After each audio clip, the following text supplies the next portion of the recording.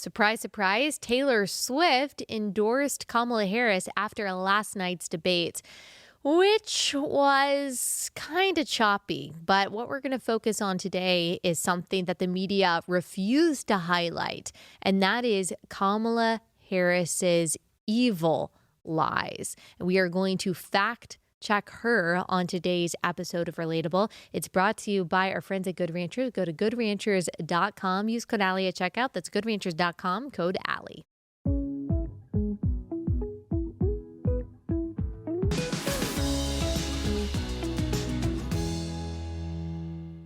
Hey guys, welcome to Relatable. Hope everyone is having a wonderful week so far. We are talking about what you probably predicted that we would be talking about today, and that is the debate. We've got a lot of analysis to get to, and then Liz Wheeler will give her take at the end of this episode.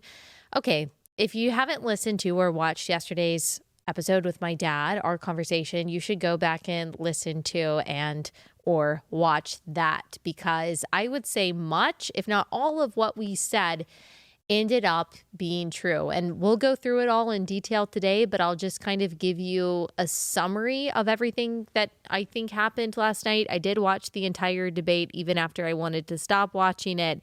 I gave some pre-show analysis with BlazeTV, and I said, I really wish that Donald Trump were not debating tonight, but I lost that battle. So here he is, and what he's got to do, in my personal amateur opinion, but this seems to be the consensus as well, is to seem dignified and unperturbed, untriggerable, disciplined, also compassionate and human. And I said that Kamala is going to try to bait him at every turn per Hillary Clinton's advice, and he cannot take the bait. He cannot allow his ego to be tipped over. He cannot reach down to pick it up. He's got to focus on the policies while also coming across, of course, as personal and personable. He should use phrases like, as a father and grandfather. He could talk about the assassination attempt when asked, for example, about gun policy. And he should not, under any circumstances, allow her to annoy him. He did debate Kamala Harris, and that was the wrong choice, in my opinion, because it was moderated by ABC. And as we talked about yesterday, a study by the Media Research Center found that recent coverage of Donald Trump by ABC has been 93% negative. And their coverage of Kamala Harris, especially since she announced that she was running for the presidency, has been 100% positive. They won't even use words like liberal to describe Kamala Harris, even though she was objectively, according to her votes, the furthest left senator when she was in the Senate. She is a radically left politician, career politician from California. Of course, she was furthest left, even having Bernie Sanders as a colleague in the Senate. Yet ABC knows the strategy. ABC knows the play. They understand that Kamala Harris has to appeal to middle America. She cannot lose all of those votes. And so they don't use words like liberal to describe her. The Trump team knew all of that going in. They accepted this invitation. I don't think that they should have. Now, I understand it's kind of a darned if you do, darned if you don't situation, because the Harris team would have said, well, he's just chicken. He doesn't want to debate against a girl. He's just a coward. He won't even bring his ideas forth and debate his ideas to the American people because he's so frightened by Kamala Harris. And yeah, those are schoolyard taunts. That happens in a race. But what he could have said, what his team could have said was, it's not that I'm scared, it's that I won. I already won this debate. I debated your boss, Joe Biden, and all of your policies echo his policies. They're just a little bit further to the left. And I already dominated that debate. You are part of the Biden-Harris administration. You've been here for the past 3.5 years. I already asked your boss to defend the record high inflation and the open border and his radicalism, and he wasn't able to do that. Why would it be any different than you? I don't want to waste America's time with a 3-on-1 debate, which is what it was. And he knew that's what it would have been before that when he was deliberating whether to accept this invitation. And I would rather take my case directly to the American people. And I encourage you to do the same, Kamala Harris. You've only taken one interview that was edited down, allegedly by CNN.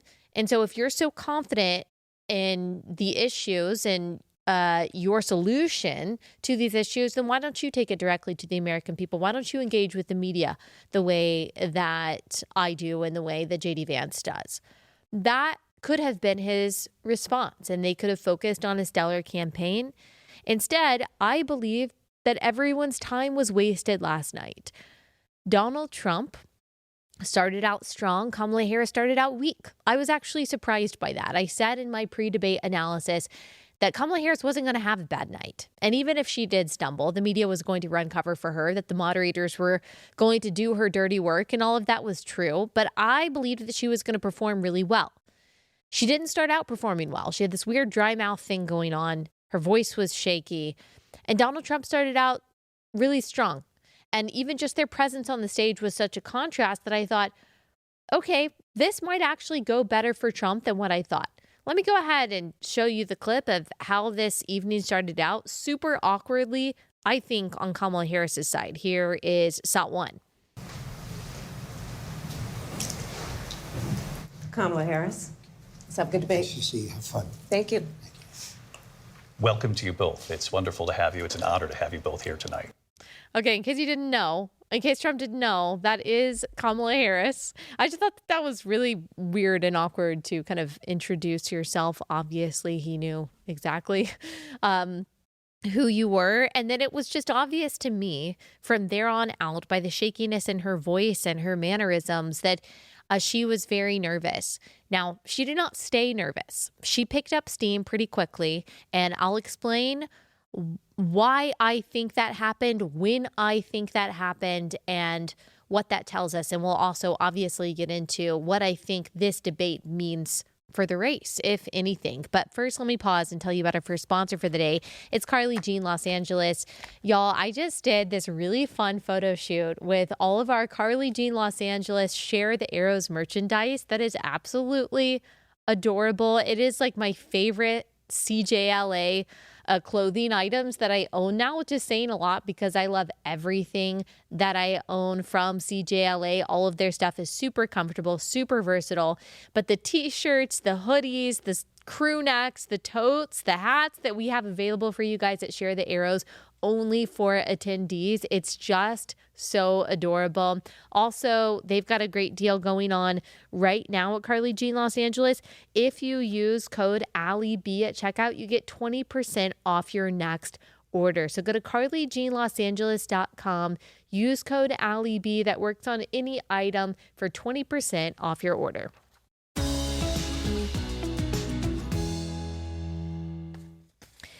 All right. So Kamala Harris really started to make her case, really started to pick up steam, I thought, not when she was talking about a threat to democracy, not when she was talking about Project 2025. By the way, that was the first bait I saw that Donald Trump should not have taken. Project 2025, she understands, is going to trigger him because he has denounced it over and over again, which I think is dumb, by the way, like we talked about yesterday. It's just not something worth denouncing. Anyone who cares about Project 2025 is not seriously considering voting for Donald Trump anyway. All you're doing, I think, is annoying the people that like Heritage Foundation and like the policies in Project 2025 that have been proposed. And so I just don't really think that there's a point to that, but it is actually true that he doesn't have any part of Project 2025. He didn't help author it. He hasn't said, I'm going to implement these policies. I just think that it's bait for him to take and for him to start talking about it and to be on the defense. And when you're on the defense about something, you look extremely weak. And that was the first time I saw him take the bait. And yet I don't think that was Kamala Harris's strongest moment. I think her strongest moment was when she started talking about abortion. Abortion is what animates her. Abortion is, I don't think that this is an exaggeration to say, what she loves. It is what she has built her career upon. When you look back to her time as the district attorney of San Francisco, attorney general of California, the furthest left senator in the Senate, and even as vice president, she has done the bidding of Planned Parenthood. She supports abortion through all 9 months of pregnancy through any reason or for any reason, paid for by the taxpayer. You can actually see that in the Democratic platform right now that she endorses, which is to overturn the Hyde Amendment. The Hyde Amendment protects your federal tax dollars from funding abortion. She explicitly supports overturning the Hyde Amendment to force you, Christian pro-lifer, to fund the slaughtering of unborn children. That's what Kamala Harris stands for. She, of course, voted against the Born Alive Survivors Protection Act when she was a senator in 2019. That was authored by Senator Ben Sasse, that simply said, okay, if a baby survives abortion, a baby outside of the womb, you have to provide that baby health care. She said it was radical. She voted against it. She voted for those babies to die. And, you know, she's not the only Democrat that has supported that.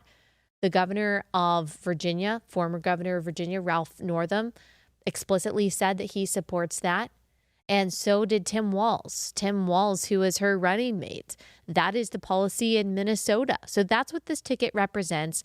And before I get into what Kamala Harris said, I will say for his part, Donald Trump was absolutely right to call out this radicalism in the debate. Here's SOT 3.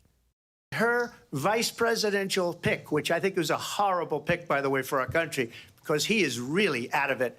But her vice presidential pick says abortion in the 9th month is absolutely fine. He also says execution after birth. It's execution, no longer abortion, because the baby is born, is okay. And that's not okay with me, hence the vote. You know, I saw a lot of people on the left, for example, Glennon Doyle, who I would say is like the queen of vapid political takes, who, of course, is very far left. And she is like the queen of what I call toxic empathy. And that is using empathy as a tool of manipulation to get women to believe that the compassionate, righteous, and kind position on any issue is the progressive one. That's why I wrote my book, Toxic Empathy. That's why I pushed for it to come out October 15th, because I want to give you the tools to push back against toxic empathy and the emotional extortion that I think is used on women by the media, by activists, by people like Glennon Doyle, even people who call themselves Christians, to manipulate you into believing that the progressive position on abortion, on gender, on sexuality, on immigration, on social justice is the righteous one. The truth is, it's the harmful one. It's the untrue one. It is the absolutely destructive one. The progressive perspective on all of the issues I just listed are the disordered, chaotic ones. And I wanted to explain to you exactly why and to give you all of the tools to combat that. So that's why I wrote Toxic Empathy. I'm not just trying to get you to buy my book for the sake of buying my book. It is a toolkit that I want to provide to you, especially Christian women, as many of you as possible. You can pre-order it. It'll be in your hands on October 15th. If you go ahead and pre-order it now, we can put the description in this episode and all of that good stuff. But I want you to have the answers to these really tough conversations. I want you to know the facts about abortion, because a lot of people, as I said, like under Glennon Doyle's post about the debate and a lot of left-wing commentary online said, oh, Trump, I can't believe he's talking about executing babies. I can't believe he would say that Kamala Harris stands for that. That's so ridiculous. That's not happening. Well, first of all, any form of abortion at any point in pregnancy is the execution of a baby. That's literally what it is. It is the execution of an innocent, living human being. So it is murder. And all Democrats stand for that. She's just very extreme because she really does not believe on any limitations. And she, of course, as I said, voted against the Born Alive Infant Survivors Protection Act, which is protecting babies who survive abortions from execution. And she voted against that.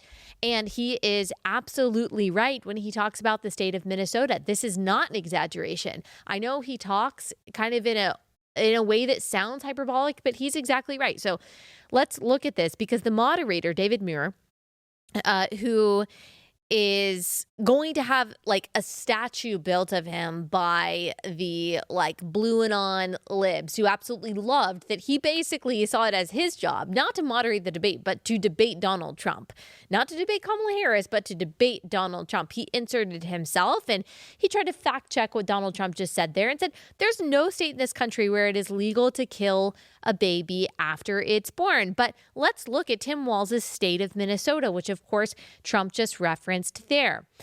Data, this is according to Daily Signal, data from the Minnesota Department of Health shows that at least 8 babies who survived abortions in the state were left to die between 2019 and 2021. Minnesota Governor Tim Walz signed the Protect Reproductive Options Act in January 2023, which repealed, listen to this, which repealed the state's Born Alive Infant Protection Act, codifying a fundamental right to reproductive freedom. And essentially, that's a quote, and essentially prohibited any restrictions on abortion, including gestational age limits.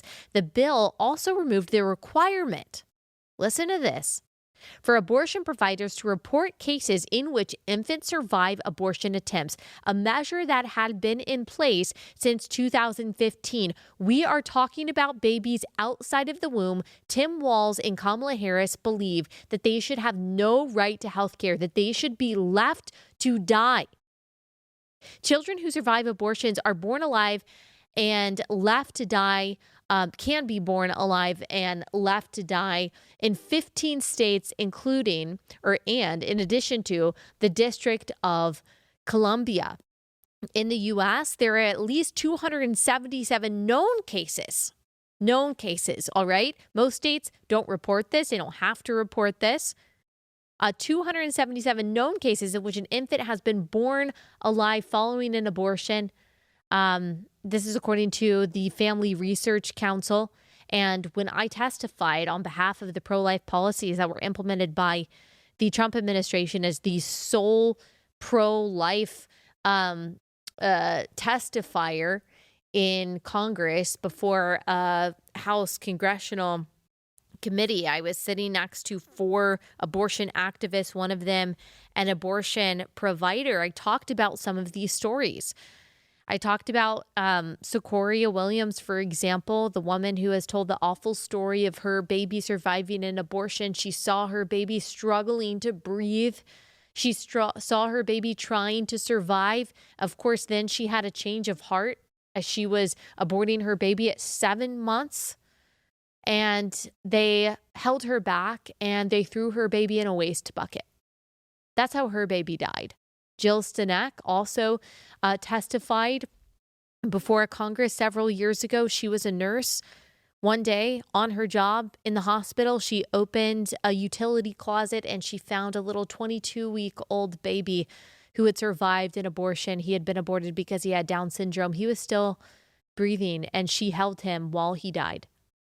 These are things you can look up, by the way. Again, not hyperbole. Even if there were just one story like that, that is enough to break our hearts. That is enough to ensure that at the very least, these protections are in place. And it's not just that Kamala Harris and Tim Walz didn't author those protections, but actively voted against the protections of unborn children who survived abortion. That is child sacrifice on this ticket. So at the end of the day, yeah, Trump didn't do the best job that he could, and we'll still go through that because I think that matters. And Trump should be more pro-life. I wish that he were, especially rhetorically. But at the end of the day, it's a no-brainer for me. I am not going to vote for the ticket, and I will actively vote against the ticket that opposes protecting babies who survive abortions. And if you've got any conscience, you will too. And by the way, Trump is not exaggerating when he is talking about Ralph Northam here. Let us just take a trip down memory lane. The Democratic governor of Virginia a few years ago saying, oh yeah, baby who survives abortion, let's just let her die. Here's up for. if a mother is in labor, I can tell you exactly what would happen. The infant would be delivered. The infant would be kept comfortable. The infant would be resuscitated if that's what the mother and the family desired. And then a discussion would ensue between the physicians and the mother. Okay, in context there, he is talking about like late-term abortions. And he's talking about like an induction abortion, which is what happens in the late term, where you literally have to induce labor and then you slaughter the child and you hope that it works. And he's saying, well, if it doesn't work, and well, would the child get medical care? Maybe, maybe not. He literally said that on radio. So no, he is not exaggerating. That's exactly what happened. And how dare that fact checker step in and try to help Kamala Harris there so she doesn't have to be on the hook for her radical and bloodthirsty stance. All right, let me pause and talk about our second sponsor. It's Good Ranchers. You can vote with your dollar right now. Sure, you might have to wait until the end of October and November to actually vote for the president, but you can vote with your dollar by supporting Good Ranchers because they use only American farms and ranches to get their high quality meat.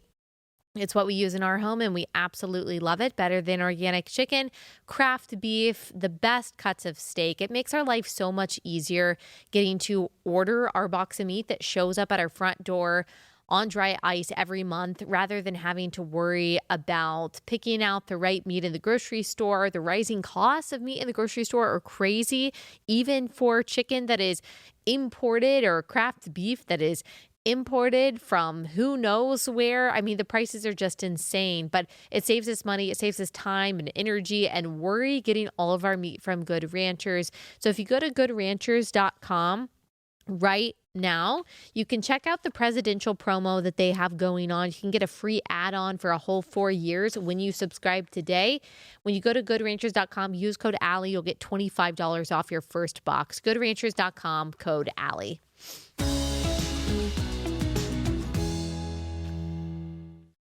Kamala Harris also, of course, tried to employ Christian language to defend her radical, bloodthirsty, rabid stance on abortion. Here's Top 5. One does not have to abandon their faith or deeply held beliefs to agree. The government, and Donald Trump certainly, should not be telling a woman what to do with her body.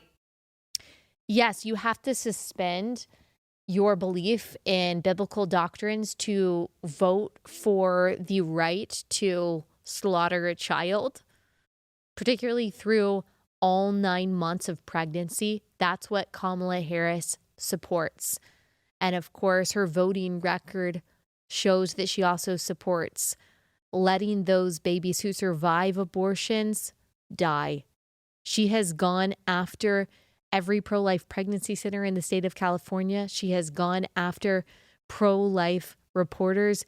The Biden-Harris administration has weaponized the DOJ against peaceful pro-life protesters, literally imprisoning a pro-life grandmother for standing in front of the entrance of a murder mill, praying and pleading with women not to abort their unborn child. Yes, she has had to suspend any faith that she might profess to do that. And yes, you have to suspend your belief in the Imago Dei to support a politician and policies like that. You have to suspend your belief in Psalm 139, that we were knitted together in our mother's womb, to support a politician and policies like that. You have to suspend your belief in the commandment against murder to support a politician and a policy like that. Remember, Satan disguises himself as an angel of light. And that's what I was reminded of when I was watching Kamala Harris during this, because this is when it really took off for her. Unfortunately, this is when the debate, her performance at least, got a lot better. She gets extremely enthusiastic and excited and joyful and beaming when she is talking about abortion. Like, that is her bread and butter. That is what she is most passionate about. Like, that is the keystone of her life, it seems. Like, that is her North Star, is abortion. And that's why you saw her starting to use her hands more. That's why you heard her voice start deepening. That's when you saw her really amping up her charisma and her excitement when she started talking about child sacrifice, because that's where she gets so much of her funds for her campaigns, the largest murder mill in the United States, which is Planned Parenthood. And again, that has been her mission, to ensure that babies unmitigated can be slaughtered in the United States, and that anyone who stands in the way of that is punished. And if you think the DOJ under Biden has been frightening when it comes to pro-lifers, just wait for Kamala the cop, who works on behalf of Planned Parenthood. She also goes on to say that nowhere in America is a woman carrying a pregnancy to term and asking for an abortion. That is not an abortion. That is not happening. That is not an abortion. Of course it's an abortion. Yes, of course that happens.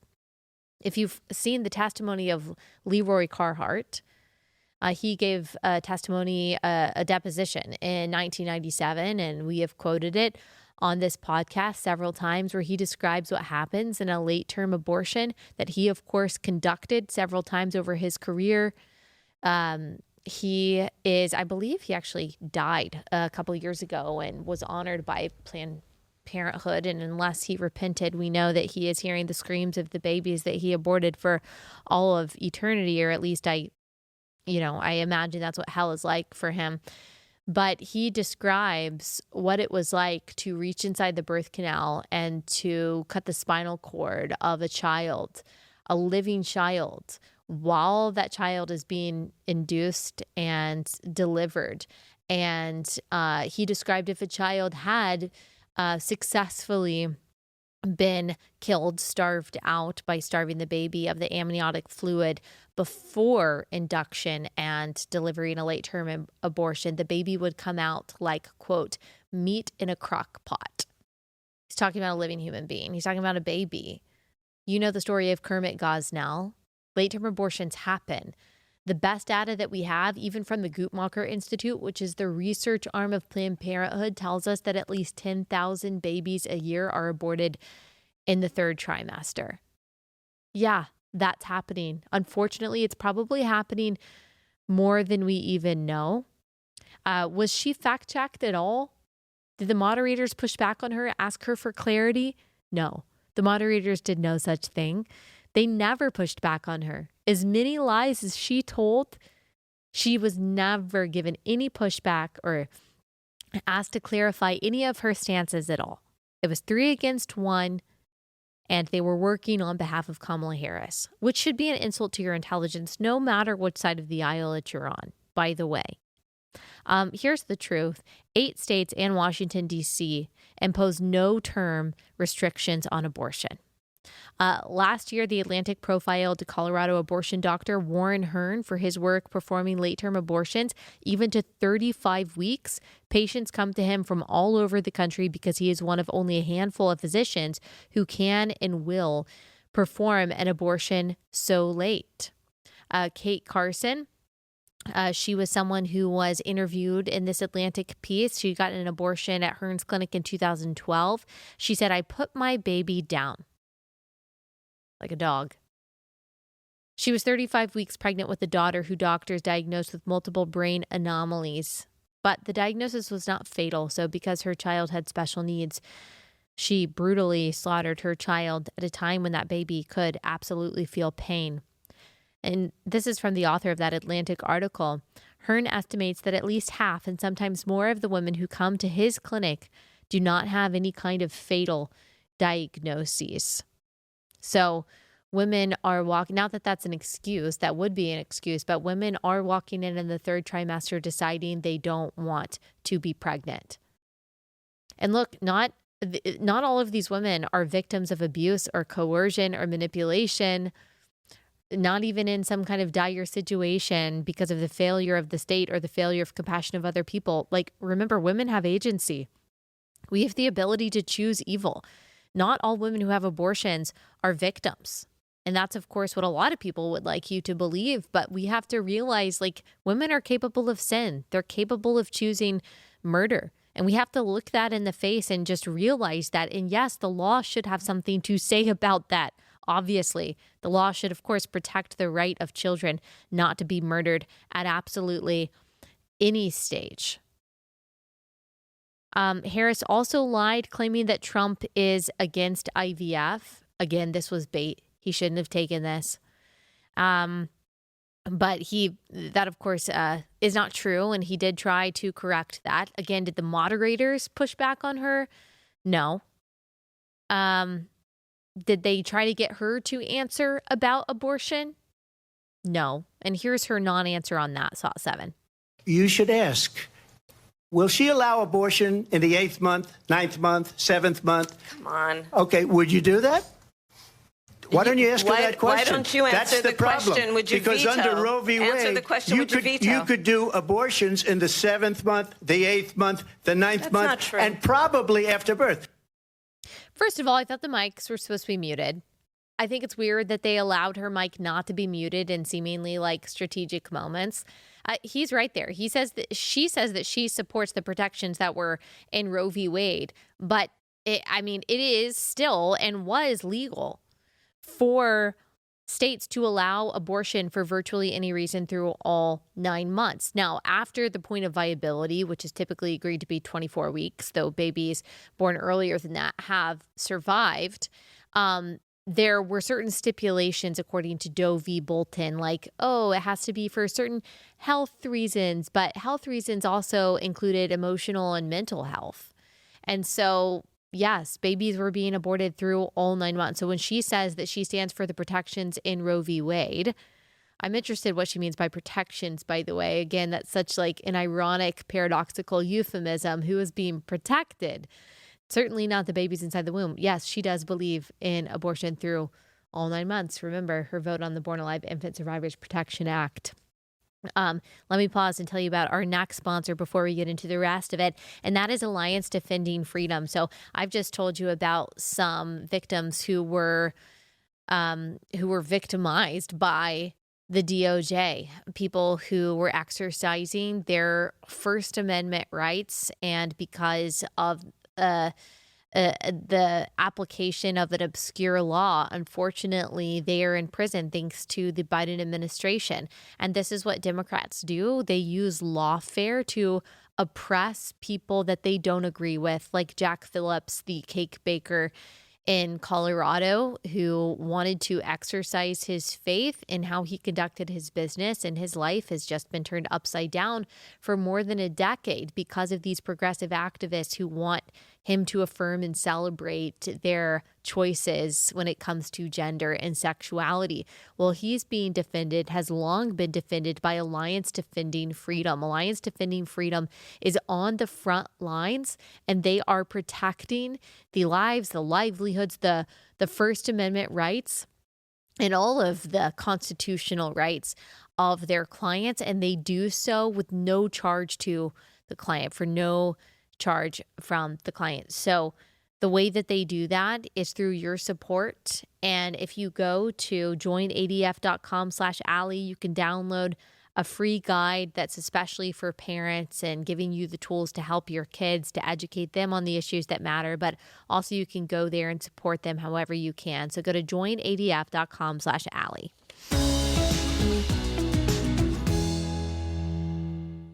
Okay, so immigration. Immigration is obviously Trump's, I would say, strongest position. We've got someone in Kamala Harris who not only has been the border czar for the past 3.5 years, has not visited the border, has actively, through Mayorkas, has actively opened the border and stopped states like Texas and Arizona from protecting their borders. The federal government actively went to the Texas border, removed barbed wire, removed buoys. You'll also remember that the Biden administration, that they targeted the Border Patrol who were trying to stop the Haitian migrants from entering the country illegally, literally just like grabbing his shirt. That became this whole story about how this mirrors slave patrol and this is racist. And those Border Patrol agents were actually put on at least a temporary leave while an investigation was conducted because of that. Like, they actually care more about these illegal aliens entering our country than they care about the safety and the security of their own citizens. And she has made that perfectly clear. We played the montage last week of her saying being an undocumented immigrant is not a crime. What she means by that is that crossing the border illegally should not be illegal. You can come over for any reason under a Kamala Harris presidency. That's what she believes ideologically. That's what she believed when she was Attorney General of California. That's what she believed when she was District Attorney of San Francisco. While she was Attorney General, she pushed for the sanctuary city policies that have ransacked places like San Francisco. And who was murdered under her watch because of the policies that she advocated for? Kate Steinle. As we talked about yesterday, that 32-year-old woman who was murdered by an illegal alien who had been detained several times and then released because of sanctuary city policies. She died in her father's arms at 32 years old, crying out, "Help me, Daddy." She was murdered by an illegal alien under Kamala Harris's watch. Laken Riley. She is dead today, a 22-year-old woman going on a jog on a Sunday morning in Athens, Georgia, brutally beaten and murdered by an illegal alien from Venezuela because of Kamala Border Czar Harris's support of open borders. That's who she is. That's what she has advocated for. It's only going to get worse when she continues, if she continues in the White House. So this could be a really strong moment for Donald Trump. I don't think he did nearly as well as he should have, as he could have. I didn't hear Kate Steinle's name brought up. Like, I didn't hear Laken Riley's name brought up. Instead, Donald Trump talked about Springfield, Ohio, and the Haitian illegal aliens there. And look, like, I think, or actually, they're not even illegal. They're there because of policies passed by the Biden administration, the temporary protection that 100,000 Haitians were given when they came over here, and they were literally shipped to this tiny town of Springfield, Ohio. And it's true, they have unfortunately very negatively transformed this city. And there have been reports from members of this town that the Haitian migrants have been taking the geese from the lakes and have allegedly been taking people's pets and cats that have been roaming around neighborhoods, that they have caused many traffic accidents, and that generally a lot of these immigrants have been committing crimes and forcing children into these moments of intimidation. And there's been a lot of troubling stuff from these town hall meetings that these citizens are reporting. And of course, we're not allowed to talk about any of that because apparently it's racist. You're not allowed to care about your children's safety, and you're supposed to just be able to import the third world and not become the third world. But if you do become the third world, it's supposed to be okay. So Donald Trump decided to go that route, which, even if it's true, all of that stuff, which it is for in large part, I don't know if all of the things being claimed on X are true. But even if that's true, it's not the way to go. It's not the way to go. That's a very online thing that's going on. And even if it is true, it sounds like a conspiracy theory. It sounds hyperbolic. And that is not the time to bring something like that up, that the media is going to say isn't true. It's not the time for that kind of debate. This is the time to bring up Laken Riley. This is the time to bring up Molly Tibbetts. This is the time to bring up Kate Steinle. It's the time to bring up the drunk driving incidents with illegal aliens. It's time to bring up fentanyl. That's what it's time for. Stuff that is verifiable, that everyone knows is awful, things that happened on Kamala Harris's watch because of the policies that she represented and championed. That's what that is time for. Because that's what speaks to the suburban mom. There was only one candidate up there who was talking to female voters, and that was Kamala Harris. And Donald Trump, I think, really missed the opportunity here. David Muir, he tried to fact check him on the Springfield stuff. And, that was just, I think, an unforced error. He shouldn't have brought that up. There are so many things to bring up about immigration that would have been really good for Donald Trump to focus on, and he just didn't. And then he talks about crime. He cited crime data saying that, crime is up, and this is in large part due to the lawlessness that has been promoted by people like Kamala Harris. And again, that's true. She supported the Minnesota Freedom Fund back in the riots of 2020, which bailed violent rioters out of jail during those George Floyd riots. And one of the men that was bailed out of jail because of the funds that Kamala Harris promoted ended up murdering a woman just days later. Like, there are so many things to hit Kamala Harris on. But here is the moderator trying to fact check Trump when he's talking about lawlessness. Here's SOT 8. Crime in this country is through the roof. And we have a new form of crime. It's called migrant crime. And it's happening at levels that nobody thought possible. President Trump, as you know, the FBI says overall violent crime is actually coming down in this country. But Vice Excuse me, President the Harris, FBI they were defrauding statements.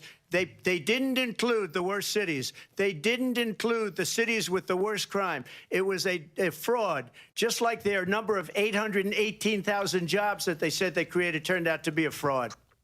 It's hard. Like, that position that Trump was in just there was hard because, like, to the average American, it just sounds like he's being defensive and angry and almost conspiratorial, even though he is right. He is correct on that. And that's why it's just not in that instance, like, that just wasn't fair that the moderator was inserting himself and debating Donald Trump and never did that to Kamala Harris. And again, just to fact check this, and I'm very thankful for Bree and then our researcher who did just an incredible job fact checking all of this for us. Like, Trump is right. The FBI's uniform crime reports did not collect crime reports from a third of police departments in 2021 and 2022 due to a new tracking system not being fully implemented. And that just happened to exclude the cities with the worst violent crime, the cities that are run by Democrats. Back to immigration, Harris claims that she supported the Senate border security bill, and she said, well, this would have helped secure the border, but of course Republicans stood against that, including Donald Trump. But a fact check on that, that bill would have put 1,500 more border agents on the border to help. That is somewhat true, but the truth about it is actually that it permitted over 1.8 million illegal aliens per year, that the border security that was guaranteed through this bill would have only kicked in after 5,000 illegal border crossings per day was reached. And it sanctioned catch and release. And so a Border Patrol agent catches someone, he could be a potential terrorists from Somalia, but it said you have to release them into the interior of the United States. It doesn't stop parole abuse, sends hundreds of millions to NGOs to facilitate illegal migration, requires that any alien who claims asylum be released into the country and granted work authorization almost immediately. So, of course, that's why Republicans didn't support it, because it wasn't a border security bill at all. Kamala Harris continued to lie. She repeated the very fine people on both sides lie. She said, let's remember Charlottesville. And then she described that. And she said, yeah, Donald Trump said that there are very fine people on both sides. Did ABC push back on this? Did they clarify? No. But Snopes did a few months ago. It took a while. But even Snopes says no, Trump did not call neo-Nazis and white supremacists very fine people. Here's the context of what Trump actually said a few years ago. SOT 10. And you had some very bad people in that group. But you also had people that were very fine people on both sides. You had people in that group, excuse me, I saw the same pictures as you did. You had people in that group that were there to protest the taking down of, to them, a very, very important statue and the renaming of a park from Robert E. Lee to another name. And you had people, and I'm not talking about the neo-Nazis and the white nationalists, because they should be condemned totally. But you had many people in that group other than neo-Nazis and white nationalists, okay? I mean, there, he said it. But she understands. Like, she understands most people will just repeat the myth that the media has been pushing for several years. And she knows the truth. That's a malicious distortion. She's insulting your intelligence. And unfortunately, she knows that a lot of people will go along with that. They'll just believe what they feel to be true. Harris also lied and said that police died on January 6th.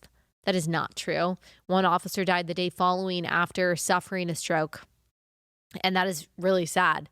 But he did not die there. There was only one person that was actually killed by violence, and that was Ashley Babbitt. And she was one of the protesters, rioters that was there. And she was unarmed, and she was shot in the chest by a police officer. And so that's the only person who was killed. She really tried hard to make it seem like she was this middle of the road, not Republican or Democrat kind of candidate who really just wanted what's best for America. And unfortunately, I think that could work on some people. I think that here's what I think. If I were to grade them, I think Kamala Harris maybe won a few voters. I do. That's unfortunately the truth. And I think that Donald Trump probably did not lose any voters that were going to vote for him. But I don't think he gained any either. I really don't think he gained anything by doing this debate, unfortunately. And that's kind of what I anticipated. And I was really hoping to be wrong on that. I really was. I was ready to eat my words, to eat crow and say, oh, I'm so glad Donald Trump did that. Kamala Harris's team is actually already asking for a second debate, which is interesting. That means, I think that means that they thought that she did well. Donald Trump is not. Please. Well, I was going to say is not going to debate her again, but I don't know. I don't know if he will or not. But gosh, for the love of all things good, don't do it. Don't. There's no reason to. Nothing good will come out of it. What, are you going to accept an invitation? The hosts of Morning Joe are going to be the moderators? How do you think that's going to go? Their commentary after this was Kamala Harris was superb. She was elegant. She was classy. But she was also joyful. And she also went right in there and baited him over and over and over again. And he fell for it every time. Now, that last part is true. She was joyful. You guys are completely shameless propagandists. Just completely shameless. She was joyful. She was most joyful when she was talking about slaughtering unborn children. Yep. Molly Hemingway, I think she has some of the most insightful commentary always. She says that ABC News' Lindsay Davis just brazenly lied about Florida's extreme abortion initiative on the November ballot, which would legalize abortion through all 9 months of pregnancy with taxpayer funding and no conscience rights. And she's right about that. The moderator just straight up lied when she tried to fact check Trump on that. Megyn Kelly went after the moderators a lot. She said, these moderators are a disgraceful failure. This is one of the most biased, unfair debates I have ever seen. Ben Shapiro, the moderators are the story of the evening, and it isn't a good story. And a lot of people are saying kind of something like this. This is what it sounded like the moderators were doing. Cabot Phillips says, moderator to Trump, when did you first know you were racist? Moderator to Harris, have you always been this brilliant, or did your staggering intellect just come naturally? That is basically what was happening. I used my amateur sports analysis, or analogy rather, and I said they're basically teeing up Kamala Harris from the fairway and forcing Trump to shoot from the bunker every time. And it was tough to watch. He could have done better, yes, but at the end of the day, it comes down to policy, and her policies are chaotic and disordered, and his aren't. And that is your job, because the media is going to be playing her highlights for the next 8 weeks and playing his lowlights. Your job as a rationally thinking person, as a Christian, is to remind yourself and your friends of the policies that are at stake. Can't let your friends get apathetic and fatigued. You can't let them get demoralized. You have to be active in getting people to vote. I think vote early, to register to vote, and to vote for Donald Trump. And you're not voting for a pastor. You're not voting for a savior. Both of them have serious, serious moral issues at the end of the day. Who can be pushed towards life? who is going to secure the border, who is going to create more order and peace and prosperity, not just nationally, but internationally. I think looking at his record objectively, it's Donald Trump, and it's not even close. So just keep that in mind, even as someone like Taylor Swift endorses Kamala Harris. She did last night. I will get into all of this a lot more tomorrow, and I'll bring producer Bree in, and we'll go back and forth on all that's behind this. But I would be remiss if I didn't mention this at least a little bit before I get into my conversation with Liz and close out this episode. She posted last night right after the debate. Like many of you, I watched the debate tonight. Doubt. I don't think she watched the debate. Come on. She had all of these remarks prepared. Again, what an insult to your intelligence. And she says the reason why she's posting about this is because she saw an AI-generated image of herself supporting Donald Trump. But I don't think that's the real reason why she's endorsing Kamala Harris. I think she was always going to endorse Kamala Harris. There's also been a lot of criticism of her friendship with Brittany Mahomes, who is apparently a Trump supporter. And so I think that she's running cover for herself. This is, of course, a PR choice. But here's what she says that she has decided after all of her careful research. She says that Kamala Harris is a steady-handed, gifted leader. And that we can accomplish so much more in this country if we were led by calm and not chaos, which, of course, again, the exact opposite is true when you look at their policies.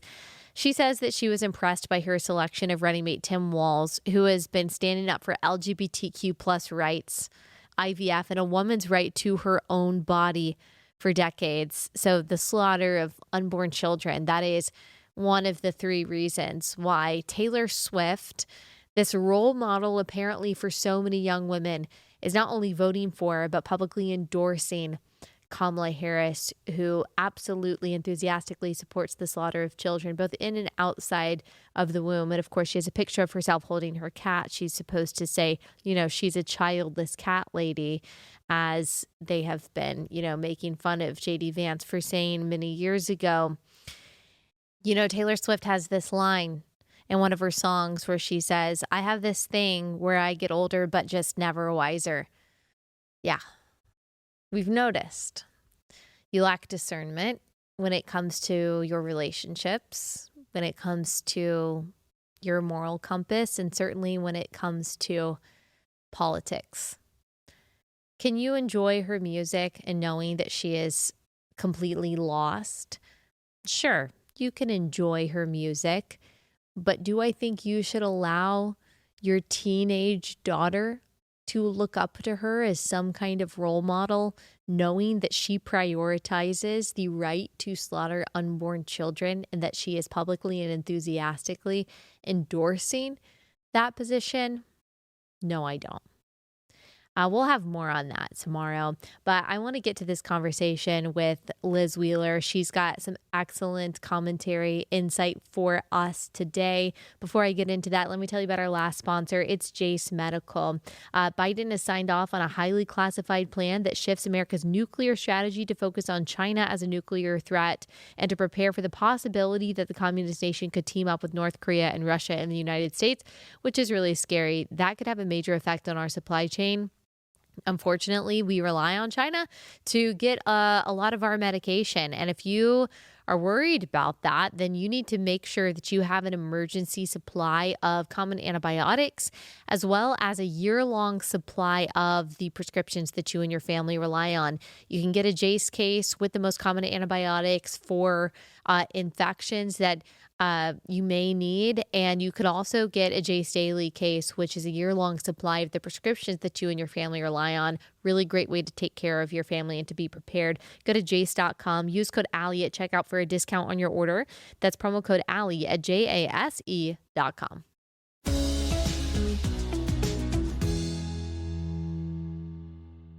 Liz, thanks so much for joining us. I really just want to get your general reaction. We were together last night. What were you thinking as you were watching this debate unfold? Yeah, well, I was I kind of nerd out on these events, so Yeah. we were talking about that last night. I do enjoy watching the debates. Last night's debate I found to be a little bit painful. I was looking at it in three ways: Kamala's performance, Trump's performance, and then the moderators' performance. And I was a little disappointed in how Trump performed. I think he could have. He has the advantage of being correct on the issues, on the policies. Not just correct in my opinion, but correct. The majority of the American people agree with him on border security. The majority of the American people agree with him that inflation is too high and gas and groceries cost too much. They don't want their children to go to war. All of these, they don't want cities to be burned down by Black Lives Matter. He had that advantage. It was his to lose. But really what I was most struck by was Kamala Harris's demeanor. I know the mainstream media is saying, oh, she won. Even some conservators are saying she didn't serve up any of her word salads, so she exceeded expectations. But I thought her debate performance was actually startling because she looked us in the eye. She broke that fourth wall of the camera, and she, without flinching, told lie after malicious lie. And when I say malicious lie, I mean malicious lie. When you talk about Charlottesville and you accuse President Trump of calling neo-Nazis very fine people, that is a malicious lie that has been debunked. But it's a malicious lie to accuse someone of engaging in racism like that. And she had ice water in her veins. She laughed at the collective pain of the American people when it comes to inflation. She was condescending to Donald Trump. And all I could think of as she was telling these lies was, this is what she thinks of us. This is not personal animosity towards Donald Trump. They never even met each other until that moment right before the debate started when she said, hi, I'm Kamala Harris. And we were all like, oh, whoa, they haven't met. Yeah. But that's how she feels about us. She dismisses our pain. She mocks the things that we care about, whether it's our religious values, whether it's our family values. And she is willing, without blinking, to lie to us about really important topics in order to get power. That's a scary proposition if that woman were to be president. She is presenting herself, and the media is presenting her as something that she has never been. That's down to earth, middle of the road, relatable, independent, pro-working class woman that really just wants to bring America together. It's the same thing that they pulled with Joe Biden. Joe Biden, it was a little bit more believable because he's a white guy. And so he kind of looks like someone that maybe would understand the blue collar plight, even though we know that's not true. They've had to work a little bit harder at making a career politician from California seem nonpartisan and down to earth. But they've done a pretty effective job. I don't want to say a good job, but a pretty effective job at that. Something that struck me last night was when she kept saying things like, I was a prosecutor and I defend children. Of course, that doesn't include children in the womb. But she said, I've defended children. And when I am talking to victims, I never ask them if you're a Republican or Democrat. I asked them, are you okay? I mean, that line is directly for the suburban mom. Yeah. That's exactly who she was appealing to. She wanted to seem normal, conciliatory, compassionate, but also like a fighter that's going to defend the most vulnerable. I think she actually used that term, the most vulnerable. Very well rehearsed, but probably extremely effective for a certain demographic. To me, Trump, as you said, he's correct, even on the things that he got fact checked on. Most of them were just true. They're just correct. He might have said it not in the best way. But man, there was only one person on the stage last night that was trying to appeal to female voters, I think, and that was Kamala Harris. And that was disappointing to me. It was. It was frustrating to watch because you want someone who's on the right side of an issue to also present themselves well and to be appealing and to reach out to potential voters in the best way possible, in a persuasive way. And that's not what Trump did. I found it disappointing because I know he can do it. I know he can stay on message, and I know he can be more pleasant. I mean, we know he's rough around the edges. We know he's kind of what you see is what you get. You can criticize his personality, but I personally thought that he should have gotten up there and looked into the camera and said, my fellow Americans, how much did you pay this week for groceries? How much did it cost you to fill up your tank of gas this week? And then he should have paused, and then he said, and how much did it cost you for groceries and gas when I was president? Because that's actually the decision that we have to make. Another thing that I would note is Kamala Harris was very obviously trying to appeal to suburban women. She even invoked language of faith when it came to abortion, which is so revolting to me. It actually reminded me of, who else uses the language of faith when it comes to trying to advocate for child sacrifice, and that would be, of course, Satan. Right. But she didn't answer when she was barely pressed by the moderators. She wouldn't deny that she supported abortion up through the 8th and the 9th month of pregnancy. She pretended that there was no such thing as states, and I believe there's 8 states in our country that have no restrictions on abortion whatsoever, but she pretended that there was no such thing as laws that deny medical care for babies born alive after botched abortions. I mean, we have become so desensitized in our culture because we're used to looking at Trump's tweets and saying, oh, that might be unkind, or why doesn't he stay on message? But truly, every Christian should be aware of just that one fact, that she refused to say that that was wrong. She refused to say that she opposed that. She refused to, while she was claiming to stand up for the most vulnerable, she refused to protect these big, healthy babies that are quite literally, and I'm sorry to be graphic, being ripped apart limb from limb in the womb. And it just reminded me that for all of Trump's flaws, for all of his past instability, I feel as a Christian that it is my moral duty to vote for Donald Trump because he's not as pro-life as I am. That's true. I am a pro-life absolutist, and I wish he would be too, and I've told him so. But there is no question that he will protect life in the womb so much more than Kamala Harris will, that babies will be saved if he's president that would die if she were. Something that I noticed when she was talking last night, first she started out nervous, as I've already noted, and I wasn't really expecting that. She her voice was shaky. She had this weird dry mouth thing going on, and I thought, whoa, my prediction that Kamala Harris won't have a bad debate, because that's what I said in the pre-debate analysis, might be wrong. She's a lot more jittery than I thought, and she had that awkward handshake at the beginning. I was like, okay, Donald Trump might take this away. But when she really started picking up steam, when she gained her confidence, was when she started talking about abortion. That is what animates her the most. That's what inspires her the most. That is what makes her the most excited and enthusiastic. Just like if a Christian starts talking about their faith, they start talking about Jesus. Maybe they're a shy person, but when you get them going on theology, they get really excited and articulate about it. We start communicating well when we're talking about things that we're really passionate about. And certainly for the Christian, when we start talking about things that we worship, I don't think it's hyperbole to say that she worships abortion. She worships child sacrifice. It is the spirit that animates her, the spirit of murdering unborn children. That's when she really came into her own in a very dark way. That's when she started to shine. And from there, unfortunately, as you mentioned, she started baiting Donald Trump, but it just kind of started getting better and better for her. But that's what I noticed. I mean, talk about a demonic force. The smile and joy on her face when she was talking euphemistically about killing unborn children, I was like, that's it for her. That is her passion and her goal in life, to ensure that our tax dollars fund the mass slaughter of human beings. And that's really been her goal since the beginning of her political career.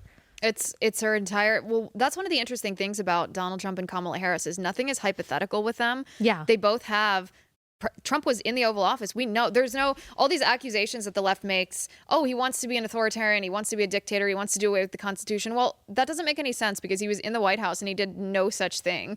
We know exactly what he's going to be because he already has been the president. And it's actually similar to Kamala Harris. She's been in politics her entire career. We know exactly what she's going to do. She's been the vice president for 3.5 years, and she presided over this open borders crisis that has made our communities less safe, that has cost young women like Lake and Riley her life. Awful, awful stuff. And, she just dismisses it. She won't even visit the border. That's as vice president. When she was senator, she was the most liberal senator in the United States Senate. Something, by the way, that she's trying to distance herself from, not philosophically or policy wise, but just she doesn't want that talking point following her. So they had that wiped from the web. Even Bernie Sanders said, oh, she's still that radical. She's just trying to be pragmatic about politics, which means that's deception. And she's trying to deceive us. That's what everyone at the DNC and the Democrat Party is doing. There was that clip going around from the DNC where I don't remember what group it was, but one of the speakers says, we just have to act normal for the next, I think he said like 67 days or whatever it was at that point. And that it's so obvious that that's what they're doing, which is telling because they know that that's not where the country is. One thing that I noticed that definitely was not at the DNC, that Kamala Harris hasn't been bringing up, that wasn't brought up last night, was the issue of gender ideology and transing the kids. I was disappointed in that. And taking kids away from their parents who don't go along with chemically castrating their 12-year-old son. I mean, that's something that Kamala Harris unapologetically stands for. Of course, her state of California leads in that. And I think it was strategic by the ABC moderators not to bring it up. If I were Trump, I would have brought it up myself, though, especially because I think it was just within the 24 hours prior to the debate, there was that story confirming that Kamala Harris had supported transgender surgeries on the taxpayer dime for military members. He did bring that up. He did bring. Wait, no. Did he bring that up? Well, not military members. He did bring up, and I think you retweeted it when I posted it, that she supports gender taxpayer funded. This sounds like fantastical. Sounds like Mad Libs.